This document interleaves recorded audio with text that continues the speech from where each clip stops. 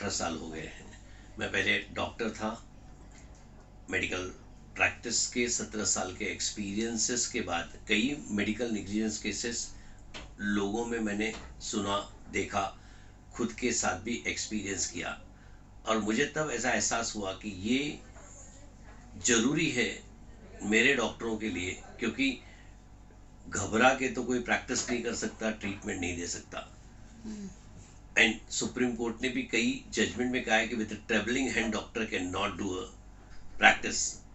और honourable supreme court ने यह भी कहा है कि हर प्रोफेशनल 100% गारंटी रिजल्ट नहीं दे सकता, वो एडवोकेट हो या डॉक्टर हो, लेकिन फिर भी एलिगेशन डॉक्टर पे होना है। इन सब चीज़ों को ऑब्जर्व करते हुए, नीड को देखते हुए, अपने कलीग्स को प्रोटेक्ट करने के लिए, अपने कलीग्स को सपोर्ट करने के लिए मैंने लॉ की डिग्री ली। मैंने पोस्ट ग्रेजुएशन मेडिसिन किया, इसके बाद मैंने पोस्ट ग्रेजुएशन लॉ किया।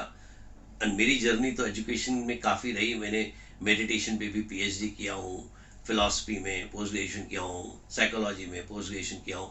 बट ये सारी चीज़ें इसलिए थी कि मैं अपने सब्जेक्ट को समझ पाऊँ, सब हैंडल करते हैं। हाँ मनीषा जी, जब मैं एडवोकेट बना अपनी मेडिकल डिग्री सरेंडर करके, तो इन चीज़ों के लिए बना कि मैं अपने लोगों को प्रोटेक्ट कर पाऊँ, डिफेंड कर पाऊँ। अब जब आपका क्वेश्चन है कि लापरवाही प्रूफ करना ये कोर्ट का काम होता है। देखो, एलिगेशन हमारे कंट्री में कोई भी कर सकता है। अगर मैं डॉक्टरों के बारे में बताऊं तो डॉक्टर का इंटेंशन कभी नुकसान पहुंचाना नहीं होता। वो भी एक ह्यूमन बीइंग है, वो अपना बेस्ट देता है। लेकिन ऑनरेबल सुप्रीम कोर्ट ने भी जेकब मैथ्यू केस के अंदर क्लियरली ऑब्जर्व किया है कि मेडिकल साइंस एक कॉम्प्लेक्स साइंस है और ह्यूमन बॉडी भी एक कॉम्प्लेक्स मशीन है। कब क्या होगा कहना डिफिकल्ट है। हमारा डॉक्टर सब अनइंटेंशनली अपने नॉलेज के साथ करता है, फिर भी एलिगेशन को तो रुका नहीं सकता। यस, अगर आपका कहना सही है कि लापरवाही है, कंप्लेनेंट का एलिगेशन है, गरीब या अमीर पेशेंट का एलिगेशन है कि उसके साथ प्रॉपर ट्रीटमेंट नहीं किया गया, तो वो डेफिनेटली वेरियस कोर्ट्स में जाते हैं। वो भले मेडिकल काउंसिल हो, कंज्यूमर कोर्ट हो या फिर क्रिमिनल कोर्ट हो, मैटर भी कोर्ट में जाने के बाद डॉक्टर भी डिफेंड करता है। अल्टीमेटली जुडिशरी को डिसाइड करना होता है कि गलती कहाँ है, और अगर जुडिशरी ने ये देखा कि हाँ जेन्यूनली लापरवाही डॉक्टर के साथ हुई है, तो जुडिशरी अकॉर्डिंगली एक्शन जरूर लेता है। बहुत सही कहा आपने कि बहुत बार हमने ऑब्जर्व किया, मेरी जर्नी में 18,000 इश्यूज हैंडल किए होंगे, और मैंने देखा है कि मैटर कोर्ट में नहीं जाता अगर टाइमली लोगों को सपोर्ट मिल जाए, लॉ मालूम पड़ जाए, लीगलिटी समझ में आ जाए। मैंने काफ़ी ऑब्जर्व किया है कि बहुत जगहों पे आरोप तो जरूर होते हैं और डॉक्टरों को अपने को प्रोटेक्ट करना होता है। मैं 2 और 3 इंपॉर्टेंट चीज़ें बताऊंगा, मेरे जो भी कलीग्स हैं उनके लिए भी और पेशेंट के लिए भी, हर एक के लिए भी जरूरी है। देखो, लापरवाही प्रूफ करना कोर्ट का काम है, दोनों को अपनी केस को प्रेजेंट करना है। डॉक्टरों के बारे में इतनी बोलूंगा कि ऑनरेबल सुप्रीम कोर्ट ने क्रिमिनल मेडिकल नेग्लिजेंस में डॉक्टरों को डेफिनेटली प्रोटेक्ट करने के लिए गाइडलाइंस फॉर्म की है। एंड ऑनरेबल सुप्रीम कोर्ट ने कहा है कि एक्सपर्ट फील्ड है, इसलिए अगर डॉक्टर पे क्रिमिनल नेग्लिजेंस का केस डालना है तो उसके पहले एक्सपर्ट की ओपिनियन लीजिए कि नेग्लिजेंस है कि नहीं। अगर मैं सिविल नेग्लिजेंस की बात करूं जहां कंपनसेशन की बात है, मैं डेफिनेटली एक्सेप्ट करता हूं कि ऑनरेबल सुप्रीम कोर्ट ने कहा है कि सिंपल मेडिकल नेग्लिजेंस भी कोर्ट में जा सकते हैं, और कई केसेस करोड़ में जा रहे हैं। 30 करोड़ की केस मेरे पास है सीजरियन डेथ की, 28 करोड़ की केस है जहां इंजेक्शन में पेशेंट का डेथ हुआ है सेफ्टी में से, और बहुत सारे केसेस हैं।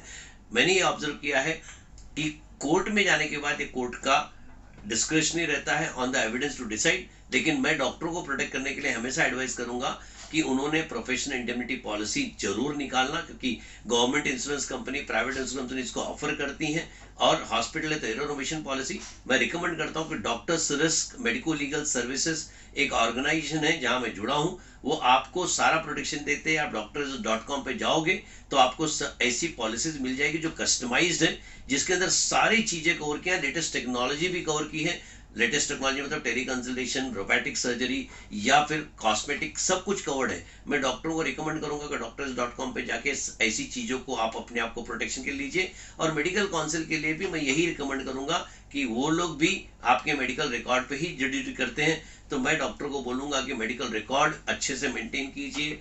आप की जरूरत है, इसलिए प्रोफेशनल इंडेमिनिटी पॉलिसी आप लेके रखिए, तो कंपनसेशन में आपको डर नहीं होगा। मुझे प्रोटेक्शन करना है किसी को भी, तो मैं अपने नॉलेज के साथ हमेशा ही सभी के साथ अवेलेबल हूँ और इन चीज़ों को डेफिनेटली कर सकता हूँ। देखो, मैं बहुत ही क्लियर हूँ इस चीज़ के लिए। मैं डॉक्टरों की बात नहीं करता हूँ, मैं गवर्नमेंट की भी बात करता हूँ। गवर्नमेंट भी बहुत इंक्लाइंड है नीडी लोगों तक हेल्थ सेक्टर की बेनिफिट पहुंचाने के लिए। जो चीज़ें आपने बोला, मैं आपको एक शॉर्ट में बता दूं कि गवर्नमेंट ऑफ इंडिया ने टेली कंसल्टेशन लॉ भी इसीलिए लॉन्च किया कि डिस्टेंस जहां कॉज है, गरीबी जहां जरूरत है, जहां ट्रांसपोर्टेशन में हजारों और हजारों रुपए खर्चे होते हैं कि गांव के व्यक्ति को एक अच्छे क्वालिफाइड डॉक्टर के पास जाने के लिए हजारों रुपए ट्रांसपोर्ट में खर्चा करना होता है, उन सबको कम करने के लिए टेली कंसल्टेशन करके एक अच्छा इनिशिएशन गवर्नमेंट का डिजिटल हेल्थ में है, जहां गांव का भी पेशेंट एक क्वालिफाइड डॉक्टर को मुंबई में या अक्रॉस द कंट्री कनेक्ट हो सकता है और लोअर फीस में, क्योंकि ऐसी जगह पे डॉक्टर की फीसेस बहुत कम है।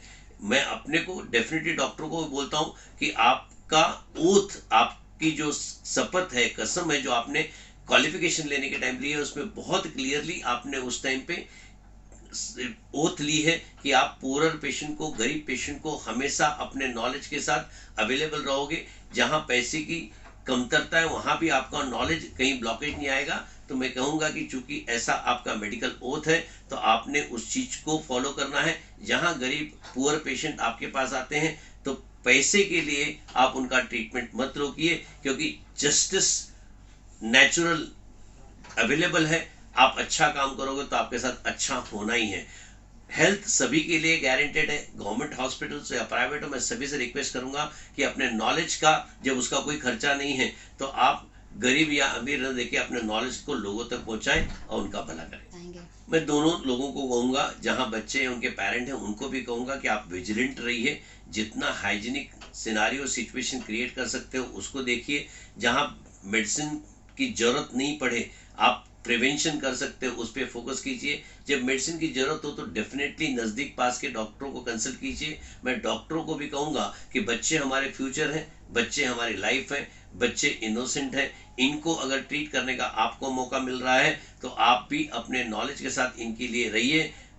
पैसा आते रहता है, पैसे के लिए ट्रीटमेंट रुकना नहीं चाहिए। और आप भी इन लोगों के लिए अपने नॉलेज को पार्ट करोगे तो शायद हमारे कंट्री के लिए बहुत अच्छा होगा, क्योंकि ये अपब्रिंगिंग न्यू कमर ही हैं जो हमारे कंट्री को भी ट्रांसफॉर्म करने के लिए बहुत मददगार होंगे। तो हर बच्चे इंपॉर्टेंट है।